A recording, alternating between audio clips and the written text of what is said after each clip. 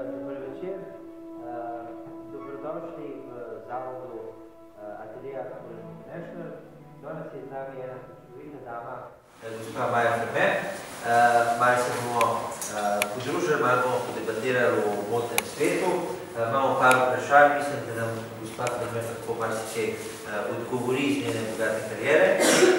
Tako da jaz se v začetku najlepše zahvaljujem za vis. Tako, in v bistvu ta koncept teh dogodkov je narejen na ta način, da delamo te toke kot neke bi rekel, pogovore, torej z publiko in z gostom, neke intimne pogovore o neke forme kulture, ki jih pač gost, katerega gost pač zastopa in iz kje ima kariero in tako. Zdaj smo pač, to je drugi talk zdaj na začetku.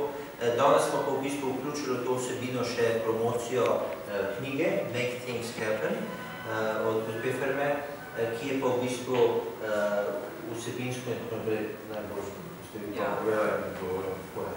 Torej, za začetek bi jaz vprašal, od kje sploh moda? Zakaj je moda, mislim, kje ste prišli do tega, kdaj se to začelo, da kaj je bilo žal? Vprašanje je bila moda najprej, ki je bila najprej umetnost. Sicer sama sem se zelo veliko časa ukvarjala z slikanjem, z akti, z ženskimi akti, tako da tudi po končanju gimnaziji, na gimnaziji sem imela zelo veliko samostojnih predstav, po končanju gimnaziji sem pa šla na privatno šolo za risanje pa slikanje, tukaj pač v Ljubljani, tudi, sem jo tudi skončala in še potem od tam sem šla naprej na naravoslovno-tehnično fakulteto v smer oblikovanja tekstilnih oblačil. Kajti skozi vse te svoje slikarske razstave, še določene nagrade sem tudi tam prejela, sem pač ugotovila, da najprej sem slikala, potem sem od slikarstva prešla celo na skulpture, na kiparjenje, ampak sem ugotovila, da pri besedi art se že pri nas v Sloveniji zelo zaplete. In sicer kaj? Imeli smo čudovite razstave, enkrat, ne, ampak publike je bilo vedno zelo malo. Oziroma, bila je vedno publika, ki je navajena hoditi v muzeje. Nismo pa dobili širše množice ljudi, kar se mi je zdelo blazno pač škoda vsega tega.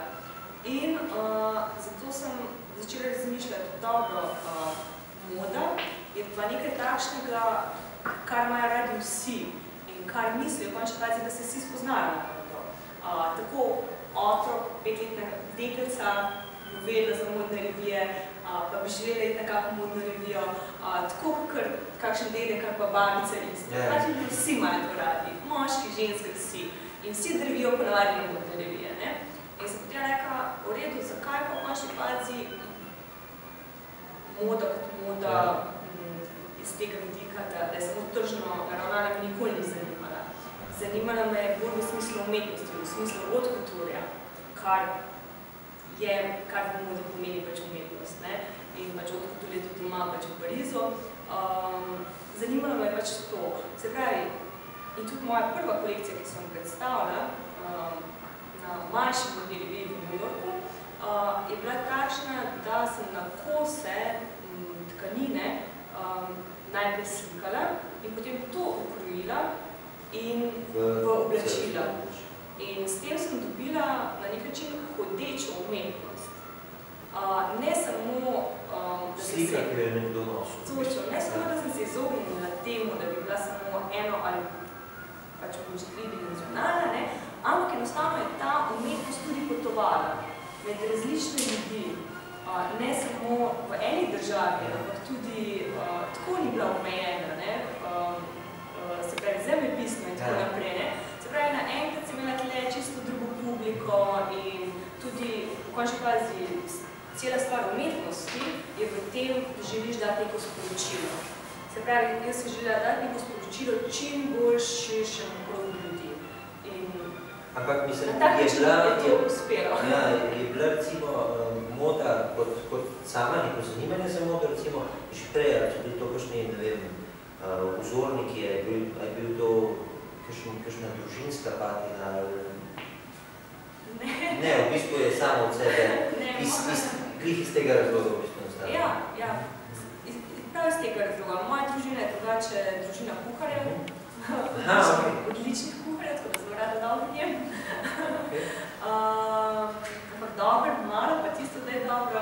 Tako da, ja, tudi kuhanje je lahko del umetnosti, tako kakor arhitektura, tako kakor moda je lahko umetnost, pa nujno, da je umetnost, ali karkoli pač drugega, ki se ne knjigi tako naprej, tako da... Ampak, če se vrnemo nazaj, tisto, torej prva razstava je bila v New Yorku. Bile so manjše modne revije, manjše, ja, mogoče ena taka malo večja kolekcija. Ta prava je šla? Ja, je bila predstavljena po prviču v drugem. In to je bila, te malo več povedati, kakšen je bil koncept te revije, razen teh oblek, kje se je to dogaja, kakšen je bil, recimo, kako so ljudje sprejeli to na tem način? V New Yorku so to zelo dobro sprejeli ljudje, ravno zato, ker je bilo to predstavljeno pač kot del umetnosti, ker je bilo pač povedano, da so oblačila ročno poslikana, da je to res handmade. Bilo je v enem takem zelo mehnem, privatnem klubu in tudi teda prva revija, tista druga večja je bila drugače zasnovana, ampak zanimivo je bilo to, da je bila zelo dobro sprejeta in da praktično takrat sploh nisem bila pripravljena na to, da bi dodala kakšno obleko. Sploh nisem bila v tem mindsetu. Si se predstavljala, da je sploh možno, da je sploh razmišljati v tej smeri? Nisem sploh razmišljala v tej smeri, bolj sem razmišljala o tem, da dam neko zgodbo, da predstavi na pozitiv način Slovenijo. Pač takrat se je v Sloveniji oblikovala neka struja,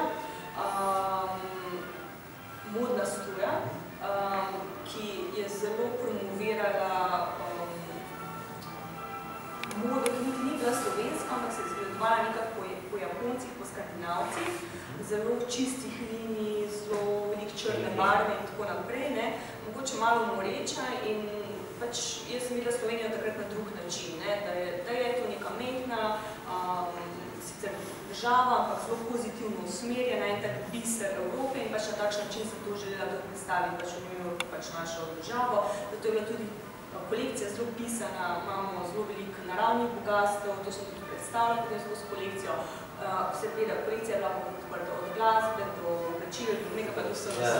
In seveda tudi prodala se potem ena obleka zelo dobro, druga tudi dobro, oziroma tako bom rekla za cene, ki jih še danes po, mislim, da je že 15 let, ne dosegamo v Sloveniji. Ja, to verjamem. Da se tukaj dobro poznala, tako da tam nihče ni vedno zame. Ampak recimo, na kakšen način bi pa pol opredelili, kje smo v Sloveniji glede mode, kje smo glede nekega odnosa do kulture, v primerjavi recimo z izkušnjo recimo iz New Yorka ali pa iz Kulturhojte v Parizu, recimo tam smo bila in tako naprej. Slovenska moda se razvija. Že to, da imamo Fashion Week v Sloveniji, če pa ne za samo enka, ampak celo dva. Ampak dobro, to pustimo, zato ko se ne znajo združevati. Če rečem tako, imamo Fashion Week v Sloveniji, imamo ga, kaj je zelo velik napredek. Takrat, ko sem jaz začela, ga nismo imeli. In to nas tudi umešča na nek modni zemljevid celega sveta, ker vsako večje mesto ima Fashion Week in nekdo zunanji, ki ga zanima moda in ki spremlja modno dogajanje, se pravi, ki mora biti čim bolj izobražen na svojem področju, bo šel pogledati tudi v Slovenijo in bo tipko Slovenija Fashion Week in bo videl, kaj se tukaj dogaja. Se pravi, da pri nas se slovenska moda oblikuje, ampak zelo počasi in pač bo potrebovala še ogromno let. Ampak recimo, če pa gledala čisto iz perspektive vaše kariere, koliko se je recimo moda pa nek odnos do tega spremenil od začetka kariere, pa do zdaj, recimo moda v 50-ih, kako kako je bilo neko dojemanje tega, pa taka moda, kot je zdaj, recimo, oziroma odnos javnosti do tega, koliko smo mi Slovenci sploh dovzetni do tega, mislim. Ja, tu imamo zdaj dva področja. Eno področje pač to, seveda, vsako obdobje prinese neke nove modne smernice, ki so pač globalno nastrojene, zdaj kako ljudje nasplošno povzemajo te modne smernice, pač pri nas mogoče malo za zamikom, kako razume, ampak pač jih... A si ne upamo? Ne, da si ne upamo, ampak enostavno vsaka država ima svojo modno identiteto. Tako, ker vemo, kakšna je japonska moda, kakšna je skandinavska moda, kakšna je ameriška moda. Trenutno še ne vemo, kakšna je slovenska moda, ampak se vsi mi oblikovalci v Sloveniji zelo trudimo, da se to izoblikuje in da pač povemo, pač kakšna je, verjetno je, mislim, neverjetno isto, je z umetnostjo pri nas, ampak ima neke globlje korenine, kakor slovenska moda. So se pa zgodile velike spremembe, vsekakor. Takrat, ko sem jaz začela oblikovati, stvari je bilo tako, čeprav je zdaj čisto drugi čas, pa zdaj smo še vedno na nek način v krizi, časi so bili zlati časi, ampak zdaj ljudje bolj, kako ne rečem, primer. Če imamo gospo, pa pride, pa se odloča, ali bi imela Armanija, ali bi imela Maja Ferme. Izobraženo gospo se bo odločila na koncu za Maja Ferme. Oboje je ista kakovost, oboje je približno ista cena, ampak to vam da nekaj zavedati, se pravi, neko pripadnost, neko spoštovanje, se pravi, pri ljudeh se razvija to zavedanje, da slovenska moda, slovenski oblikovalci, da smo dobri, da se trudimo, da imamo dober dizajn. V končni fazi, ne vem, če me je iz male Slovenije velik, največja TV pa filmska produkcijska hiša Warner Bros. Zabrala kot eden izmed najboljših oblikovalcev, pa mu povabila k sodelovanju, pač verjetno nismo tako slabi, ne? Mislim, recimo, kako je pa v tujini s tem odnosom govorila, ne bomo se za primer Avstrijo, recimo, kako pa tam spoštujejo svoje lastne oblikovalce iz njihove države? Ali grejo prej k njemu, ali grejo prej iskat Armanija, Dolce & Gabbana, kogarkoli drugega, ker je pač mednarodna znamka, ker smo vsi veseli, ker se lahko pol pohvalimo. Mislim, tako se mi zdi, da je pa nam še zmerna malce. Ravno tem je, da s čim se bomo mi radi pohvalili, se pravi, kaj nam to pomeni, ne? Se pravi, če vzajemo Avstrijo, tako kar ste me vprašal, ja, bodo šli k svojim oblikovalcem. Že samo na Hrvaškem, pa v Srbiji, koliko veliko daje na svoje oblikovalce. Zelo, veliko več, kot je pri nas. Ampak jaz vidim pri naših strankah, da se tudi te stvari izboljšujejo. Seveda, naša odgovornost mene kot oblikovalke je na tem, da uporabljam dobre materiale, kakovostne, da se maksimalno potrudim pri izdelavi, da skušam biti boljša od Armanija, da bo nekdo na koncu to kupil pri meni, da bo zadovoljen, ko bo to nosil, da se bo še vrnil, in da bo s tem rekel in bo vesel, evo, jaz pa nosim. In recimo, od vseh teh nagrad, rečeva isto, za leto 2010 ste dobila nagrado za najboljšo večerno. Teh nagrad je bilo nekaj. Tako, recimo in v Parizu, ki ste bila zbrana, da predstavljate, kjer je recimo tista, ki ste res ponosni, ki je res, recimo, nek vrhunc, Kaj sem tako rekla, fajn je, da bi se te nagrade, ampak ne bom rekla, da mi še pomenijo, sem vesela, predvsem zato, ker mi da neke priložnosti, da lahko delam še naprej, imam mogoče neko potrditev, ki sem jo najprej dobila zunaj, pa še bolj v Sloveniji, kar je klasika pri nas v Sloveniji, ampak bolj kakor nagrade sem jaz zelo zadovoljna in zelo srečna, takrat, ko se mi stranka vrne in ko gradim svoj, čeprav ozek, ampak trden krog stranke okoli sebe. In s tem, ko lahko zadovoljim nekoga, ko je srečen, ko se vrne, recimo, zdaj govorimo o poslovnih ženskah, ki so sicer zelo zahtevne, ampak jih imam zelo rada, tako če se bo vrnila, pa pomeni, da si že dobro naredil, ali pa recimo poročno, ko te pa na koncu objave, da reče, joj, hvala Maja, ne, pa pride naslednjič spet k tebi tega korosu, prinese pa slike, pokazati, to je nekaj najlepšega, to je boljše, kot kjerkoli nagrada. Kjerkoli nagrada, ja, vodično nek odziv pa od samih strank in kako je neka kreacija pa šla v bistvu k neki osebi, kaj je pomenila, kaj je naredila. Je pa mogoče kakšen, recimo, pravilo ali pa moto ali pa nekaj tazga, se ga držite pri oblikovanju, pri promoviranju znamke, pri samo personal branding, rečemo, pri oblikovanju nekega brenda Maja Fabrenc. Ja, seveda, ja. Ko sem že prej omenila, zelo mi je pomembno, da uporabljam naravne materiale, kakovostne materiale, pač to gre čisto za mojim osebnim prepričanjem, zato ko sem tudi sama vegetarijanka, zelo občutljivo kožo imam, ne prenesem vseh materialov pač na sebi, tako da najprej preverim, spravi, kakšni so materiali, a so prijetni na koži, a so udobni in seveda potem se posvetim tudi izdelavi.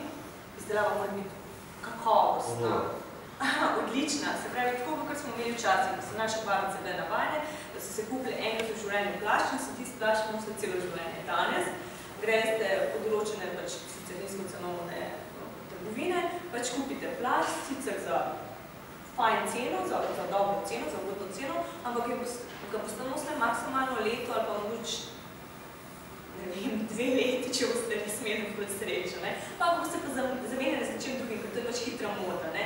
Pač mi tega ne delamo, ne. Zato pač tudi gradimo na poslovnih ženskah, ki so pač visoko izobražene, ki tudi nimajo veliko časa, nimajo časa po trgovinah, pač pa trošijo ta svoj čas. Želijo pač neko kvaliteto. Hoče imeti kakovost, da je dobro stoji. Tudi recimo temeljimo zelo veliko na tem, da delam oblačila, ki tudi do 2 številke poožajo postavo, kar ima ženske zelo rade. Vse vemo, ne, da šir zgledaš oži.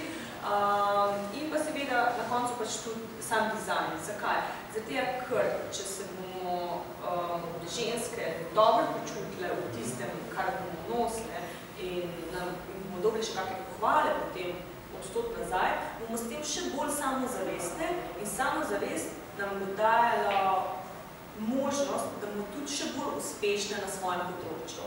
Se pravi, ves branding, vse, kar gradim, je na tem kakovostno, udobno in da daje ženski moč, da uresniči svoje sanje.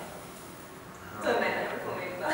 In recimo, česa se pa ženske v Sloveniji največ poslužujejo? Recimo, poslovne ženske govorimo o nekih kostimih, o nekih klasičnih, neki večni modi, recimo, ampak česa se recimo največ podaja? Nad kaj so ljudje najbolj navdušeni? Kje je največ povpraševanja, recimo? Moda so določena pravila, ki jih pač treba upoštevati. Če si v nekem podjetju zaposlen, moški, ženska, pač ste že zaposleni, nekateri še ne, ampak obenem, če želiš biti uspešen poslovni moški ali ženska na svojem področju, moraš tudi slediti modnim smernicam, ker modne smernice niso nekaj, kar si kar nekdo izmisli.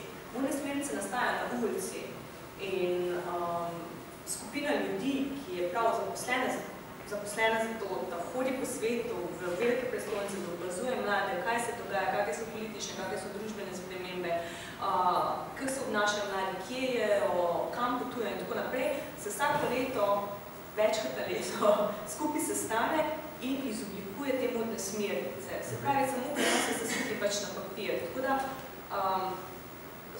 sodobna poslovna ženska ni dovolj, da ima samo nek klasičen kostim na sebi, ampak mora biti v tem klasičnem poslovnem kostimu noto komponirane tudi sodobne modne smernice, ki bodo njej pristajale. Ampak recimo, vsaj jaz imam tak občutek, ljudje se mi zdi, da ne vidijo neke modne smernice, kot da so jih vzete iz ulice, kot da v bistvu vsi mi kreiramo modne smernice v končni fazi, s tem kako se začnemo oblačiti, kako se začnemo izpostavljati, kaj delamo in tako naprej. Ampak se mi zdi, da imajo ljudje v povprečju oziroma v veliki večini imajo nek odnos do teh novih modnih smernic, tako da to se je tako eno v Ameriki spomnil in to zdaj je šlo okrog in to moramo zdaj začeti. Mislim, tako se mi zdi sploh v Sloveniji, recimo, da ne dojemamo tega na tak način. Ali dojemamo to ljudje, da imate več stika z... Ja, seveda ne, pač tudi moda je eno posebno področje, v katerem se treba pač izobraziti. Po nas se stranke pripridajo k nam, pač v ljudi, pač jih izobrazimo pač glede tega, in pač razložimo. Tudi recimo predavanje, ki imamo v poslovnem oblačenju za podjetja, tudi tam pač ljudi izobrazimo, kakšen je sploh tak robotok, kako sploh nastane moda. Zdaj imamo sicer premalo časa v tem, ampak recimo, zdaj smo recimo eno to stvar pač zajeli, pač da so bile ljudi, ki spremljajo te stvari, ampak kako sploh potujemo pač moda. Verjetno je nek krog, to nek ciklus, ki se... Cel ciklus je, ki ga pač seveda vsi ljudje ne poznajo. A pa je to neka ignoranca do tega, je to nek zanimanje? Recimo, ker v Sloveniji, mislim, vidimo ogromno, vsaj jaz sem dobil ta feeling, da vidimo ogromno ljudi, ki nimajo nekih osnovnih, nekega osnovnega znanja, recimo v poslovnem oblačenju, o takih stvarih, v srajcah s kratkimi rokavi hoditi na sestanke, nogavice imeti nizke, na neke lakaste čevlje in tako naprej. Mislim, ta problem se tudi pri vam kaže? Mislim, seveda, ne moramo od vseh pričakovati, da imajo to znanje, ampak vidim pa spet, da iz leto v leto so ljudje vedno bolj izobraženi. Nazadnje sem imela eno zelo zanimivo predavanje za top menedžerke, kar me je zelo presenetno, zato ker so imele gospe ogromno znanja. Praktično so poznali ves kodeks poslovnega oblačenja. Se pravi, moj namen je bil tam samo, da jim povem še vse te detalje, kako nastaja moda, kako izoblikovati svoj individualni stil in tako naprej in tako naprej. Ker tudi vi sami, vsak od vas je individuum in ni dovolj, ne vem, da greste v trgovino, pa zato, ko je letos modna rumena barva, sem pač kupila pa, ne vem, rumen pulover. Ja, Bog pomaga, kaj pač meni ta rumen pulover sploh ne paši, ali pa zakaj sploh rumena barva, zakaj je letos rumena pa, ne vem, rečemo, oranžna modna. Odkot to sploh izvira, ne, se pravi, to ni kar tako spet, ne, tudi tle je neka zgodba odzadnja, se pravi, naša stranka če vedno povemo potem te stvari, zakaj je ta barva, zakaj je ta kroj letos modna. Ne vem, recimo pred leti je bilo zelo modna, tak res zelo velik podarek bil glede etno mode. Ampak zakaj se je to sploh zgodilo? Zato, ker pred leti se je prvi zgodilo, da so se potovanja pocenila, ker včasih naše mame in očetje niso mogli to veliko potovati, ker ni danes. In ker so bila pač potovanja dražja, danes lahko gremo tudi za backpackom kam, pa voznice letalske, vozovnice so in tako naprej. In pač mladi so začeli potovati. In s tem, ko so začeli pač bolj množično potovati, so videli druge stile in so začeli te stvari prinašati in kombinirati med sabo. In zaradi tega je prišlo do te struje etno-modne smernice, ki so na koncu potem si to oblastno pač kupovali. Ampak nihče ne vedo, zakaj. Pa imajo ljudje bolj nek problem, kako skombinirati neko svojo osebnostniko, svoj osebni individuum, ne vem, da pač nekomu pašajo bolj taki kroji, da se bolj gibljajo v takih barvnih spektrih in tako naprej. To skombinirati z tem, da vidijo na televiziji, da vidijo na modni reviji, da vidijo kjerkoli drugje, da je zdaj neka modna smernica pa čisto drugačna. Kako to kombinirati? Mislim, a se znajdejo temu ali? Zato je potrebno kar čas. In sicer jaz vedno tako pravim, že najmlajšim, pač ko so še v osnovni šoli,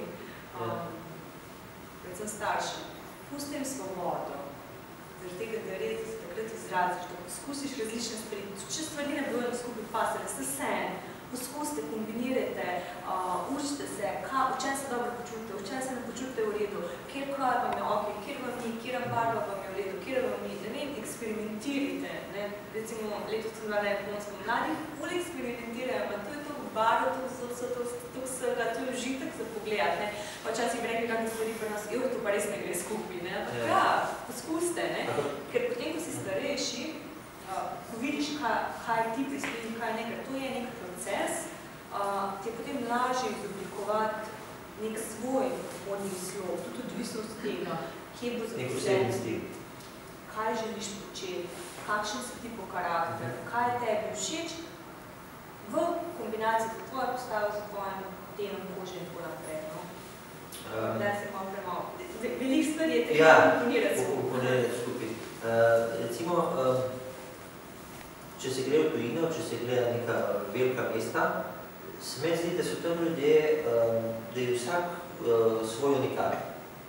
Da še vsem je to večja masa, recimo, če primerjamo z neko Ljubljano in tako naprej, ampak vsem se mi zdi, da če nekdo reče, ok, treba je imeti take lase, treba je nositi take torbice, treba je imeti točno te čevlje. Tako v Sloveniji se mi zdi, da zelo ta naš čredni nabor uporabljamo.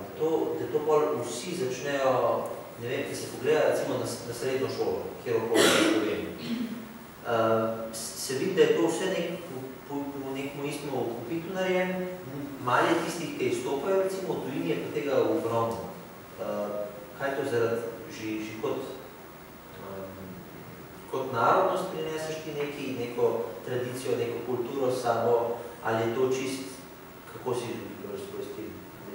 Ja, seveda, zdaj tako je, ne, v vseh večjih mestih je tako, da je več narodov noter, ne, in vsak pač prinese nek svoj stil, ne, in že tle je tak talivni lonec, ne, pač v Sloveniji mogoče tega ni toliko veliko, poleg tega tudi masa je minimalna, je tukaj pač veliko manjša, ne, in zaradi tega pač, ko prejš v Slovenijo, tudi vidiš mogoče manj posebnežev, to je zaradi tega, ker je pač masa manjša, ne, zaradi tega, ker nasplošno tudi naš narod je iz kulturološkega vidika izhaja iz nekih, ima neke druge korenine, recimo, kakor če pogledamo Hrvaško, ali recimo, pač naše sosede, Srbijo, ali recimo spet Avstrijo, ne. Že recimo Slovenijo, če bi pač pogledali, recimo pač ta koroški del, kako se tam ljudje oblačijo, pa recimo ta primorski del, zelo različno se ljudje oblačijo tam, pa recimo na Primorskem, ne, se že čuti vplivi naših pač sosedov, ne. Tako da ne bi rekla, da si mi ne upamo, da mi nismo to fejs posebni, smo pač manj nas je, no. Ja, ok, ja. Pa mogoče nam malo manjka še te samozavesti, ko tako skušam uliti, pač jaz s mojim ženskami pa ne vem. In v bistvu en izmed večjih delov so tudi poročne obleke v bistvu vaših kreacij, ne? Ja, tudi poročne obleke.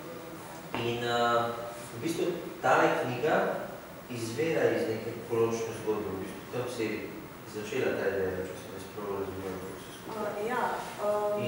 In iz modnih revijev. Prej in tako naprej, ampak jaz sem tako razbral iz vsega, kar zdaj vem, da recimo, da je to bila neka pika na i vaša poroka, da ste se lotila tega prvi.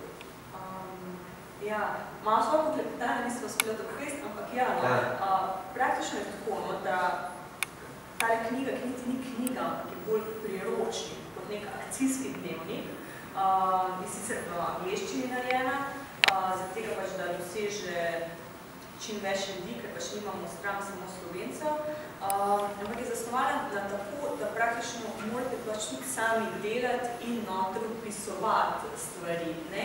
Izhaja pa praktično iz tega, da ne ravno iz moje poroke, ampak iz tega, ker sem jaz drugače legenstenik.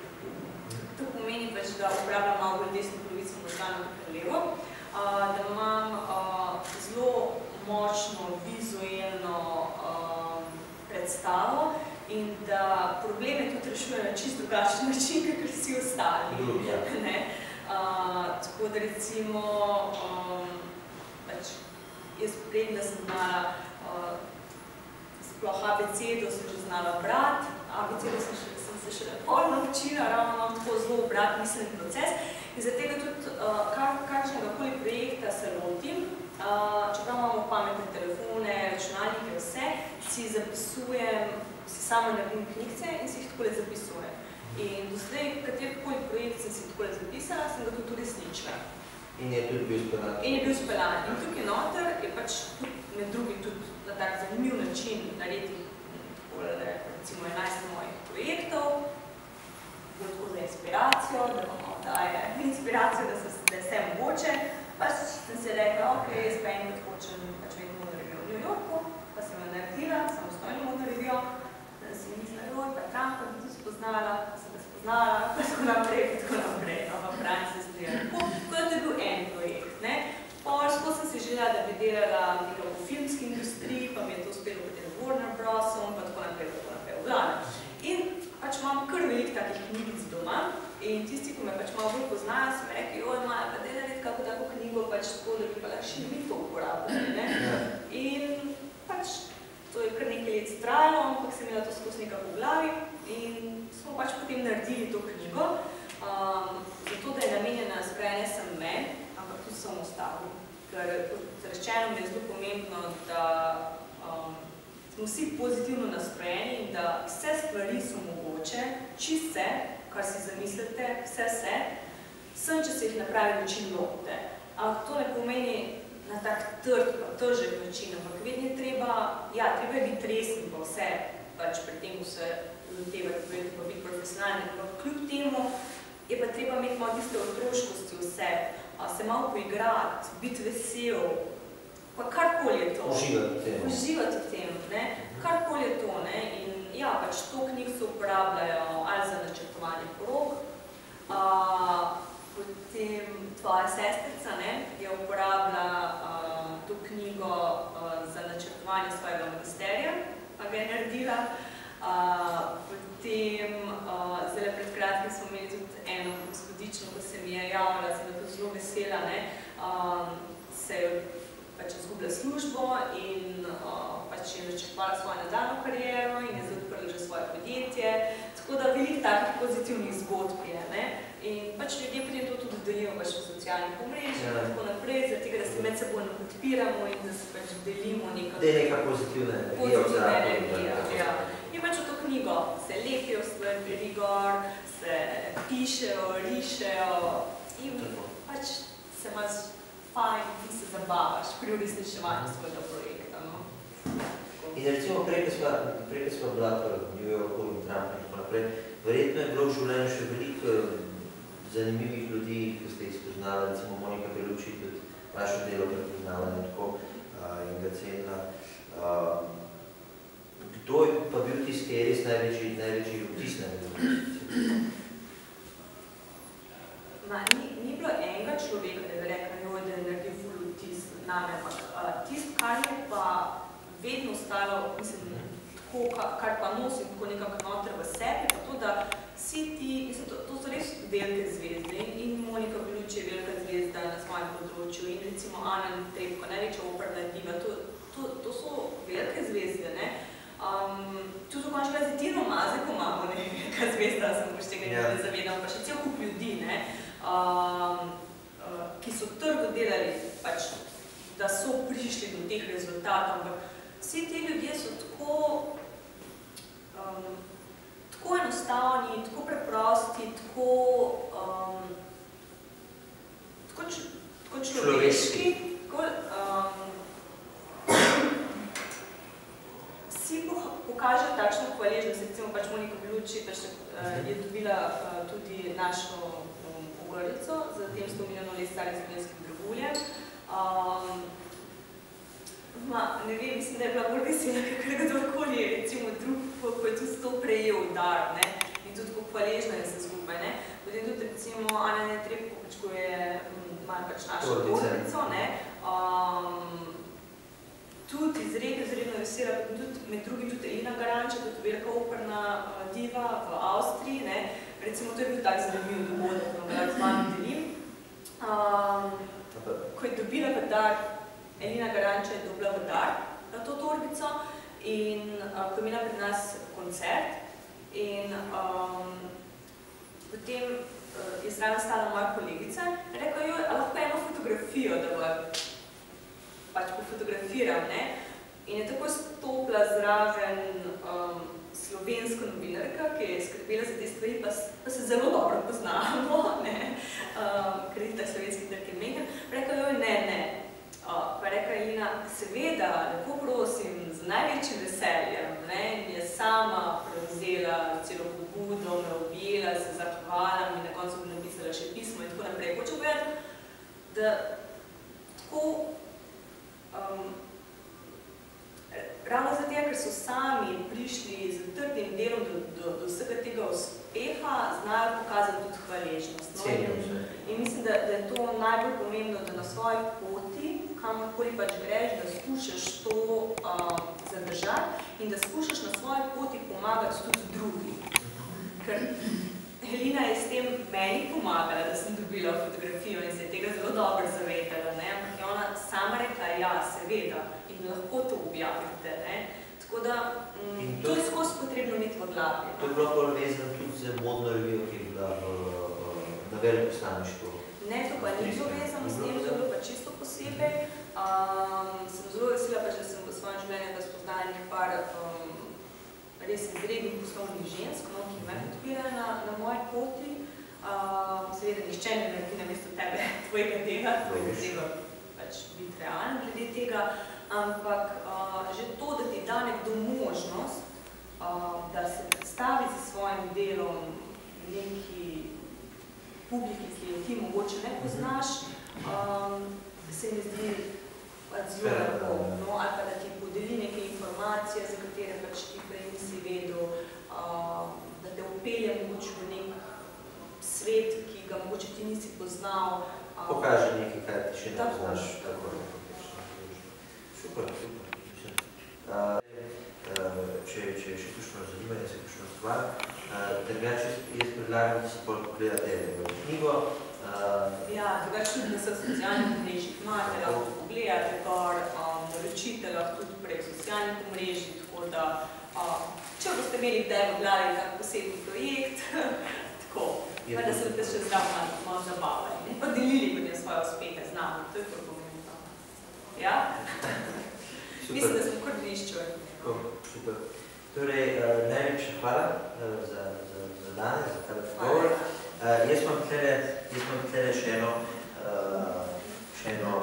takole zahvalo za delanje vsebine od zavoda, tako da se zahvaljujemo s temu. Vedno ste dobrodošli pri nam, karkoli vam bomo lahko pomagali, karkoli bomo sodelovali z veseljem. Ostanemo na tej liniji, tako da se še enkrat zahvaljujem za obisk. Ja, hvala. Tako da je eno